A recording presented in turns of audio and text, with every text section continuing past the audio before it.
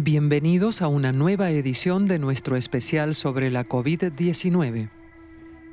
Hoy analizaremos la situación en América Latina, actual epicentro del coronavirus, donde no obstante hay algunos países que han logrado frenar la enfermedad, como Costa Rica.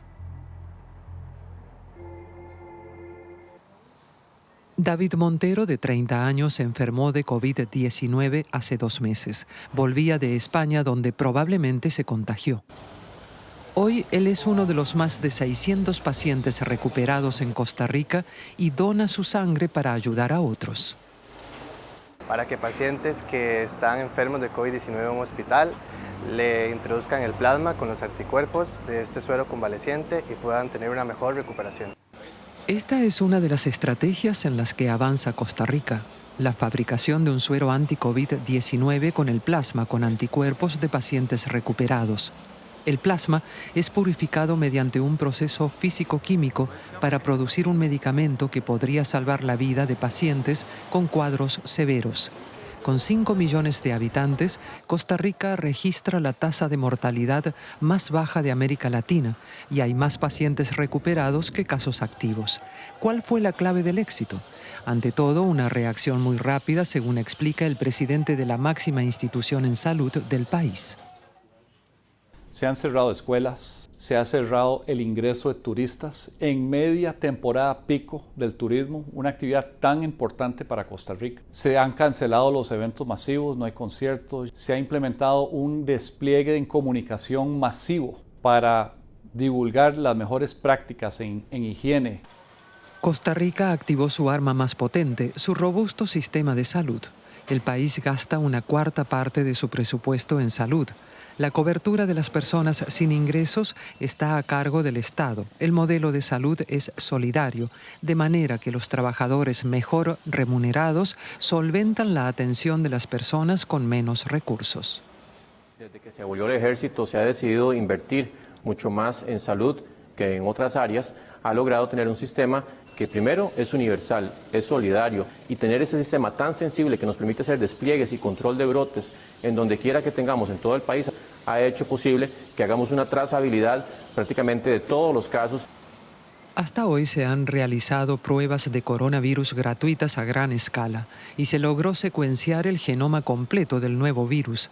Gracias a sus avances en investigación, tratamiento y prevención, Costa Rica se ha posicionado con éxito como ningún otro país de la región ante la crisis del coronavirus.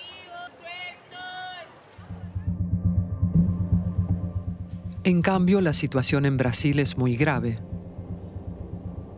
Allí se registra el segundo mayor número de contagios en el mundo después de Estados Unidos. Y cada vez hay más muertes por COVID-19. Pero incluso allí hay historias de solidaridad y humanidad. En el corazón de la favela Padre Miguel se ubica la escuela de samba del mismo nombre. Actualmente aquí las cosas no son como siempre. Las costureras no elaboran trajes de carnaval, sino mascarillas. Se trata de una iniciativa que surgió tras un llamado de ayuda. Un doctor me llamó y me preguntó si las costureras de la escuela de samba podríamos ayudar de forma voluntaria en esta pandemia. Desde entonces colaboramos con los hospitales y eso me llena de orgullo. Ya han producido miles de mascarillas y batas sanitarias. En realidad, ahora querían comenzar a coser la colección de carnaval de la próxima temporada, pero en tiempos de crisis hay que ayudar. El Estado de Río de Janeiro les proporciona la tela de forma gratuita.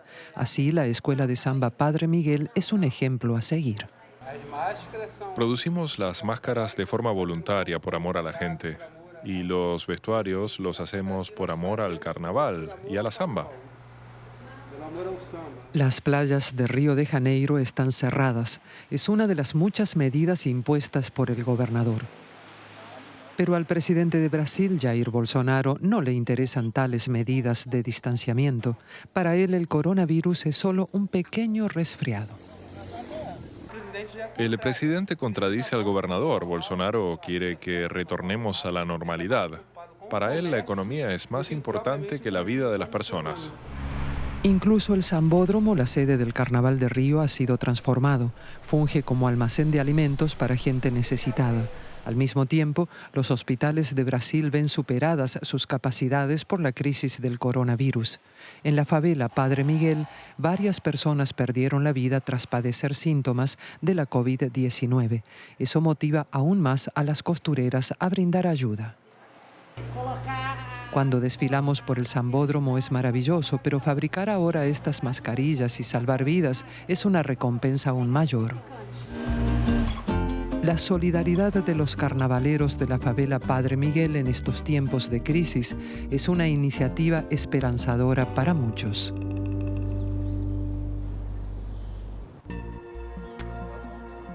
Y de regreso en Berlín, los periodistas trabajamos desde casa, donde no tenemos que llevar mascarilla. Queremos saber más sobre la situación de la pandemia en Latinoamérica. Me llamo Frank Hoffmann, trabajo como corresponsal en Deutsche Welle y me acompaña el profesor Dirk Brockmann de la Universidad Humboldt de Berlín. Lidera también el grupo de trabajo de epidemiología del Instituto Robert Koch de Berlín. Hola, señor Brockmann. Hola, señor Hoffmann. Señor Brockmann, hoy queremos hablar de América Latina y la evolución de la pandemia allí. Parece que hay un desfase temporal en el desarrollo de la pandemia en esa región. En Europa el número de infecciones está disminuyendo. En América Latina están aumentando exponencialmente los casos. ¿Cómo se llegó a esa situación? Esa es una pregunta interesante. Por ejemplo, si se hacen simulaciones digitales de la propagación de tales pandemias, se ve que las diferentes regiones muestran realmente una dinámica de desfase temporal. Se puede ver ahora también. En este caso, empezó en China y luego se vio afectado el sudeste asiático. Poco después se propagó a Europa. Más tarde vinieron los Estados Unidos. Y así el virus se mueve de región a región si dividimos el mundo en grandes regiones. Es bastante normal, depende mucho de cuándo aparecen los primeros casos en algún lugar. Y en América del Sur fue relativamente. Recuerdo que al principio de la pandemia me contactaron colegas de Brasil cuando no tenían ningún caso y ya podía verse que estaba a la vuelta de la esquina, especialmente si los Estados Unidos iban a ser golpeados en algún momento. Y eso lo vemos ahora. ¿Funcionan bien las medidas allá? ¿Qué opina al respecto?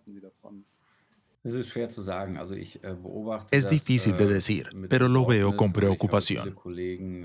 Tengo muchos colegas de América del Sur, América Central y especialmente Brasil que están muy preocupados por la evolución de la pandemia. La situación en Estados Unidos sirve de advertencia, por decirlo de alguna forma, porque allí el gobierno restó importancia al problema al principio de la pandemia. Todo el mundo puede recordar las primeras declaraciones del presidente estadounidense acerca de la pandemia. Si uno reacciona relativamente tarde a una pandemia, más difícil será de controlar y más alto será el pico de contagios. Entiendo correctamente que a usted le preocupa que la naturaleza exponencial de la situación continúe, mientras que en Europa hemos recuperado algo de control. Estoy muy preocupado, particularmente porque estamos empezando a entender las razones de esto y qué medidas funcionan. Está claro para todos los que hacen proyecciones que cuanto antes se empiece a trabajar, más fácil se podrá retomar el control. Y si no se hace, entonces vemos lo que puede pasar. Es que este crecimiento exponencial continuará hasta que un gran número de personas se contagien, para que la inmunidad pueda surtir efecto.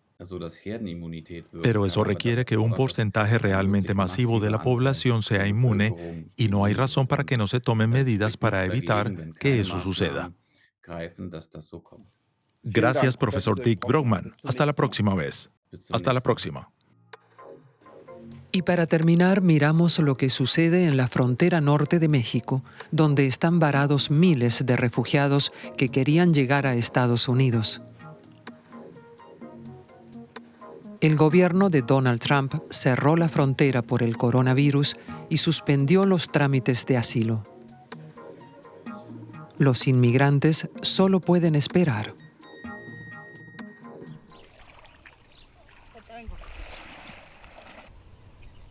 Dos veces por semana, Emilia arriesga su vida cruzando el río Bravo para recoger leña en Estados Unidos. Con ella cocina para ella y su hija de 11 años. Además, se calientan así durante la noche.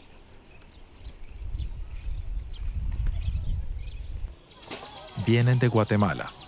Desde hace varios meses viven en un campamento cerca de Matamoros, en el lado mexicano de la frontera, con la esperanza de recibir asilo en Estados Unidos. Pero a causa de la pandemia del coronavirus, los trámites migratorios están suspendidos indefinidamente. Si los ponemos a pensar de los 180 es demasiado largo.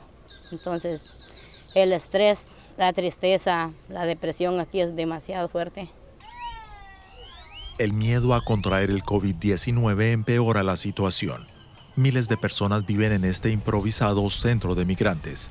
Las medidas de precaución para disminuir los contagios son casi imposibles de implementar aquí.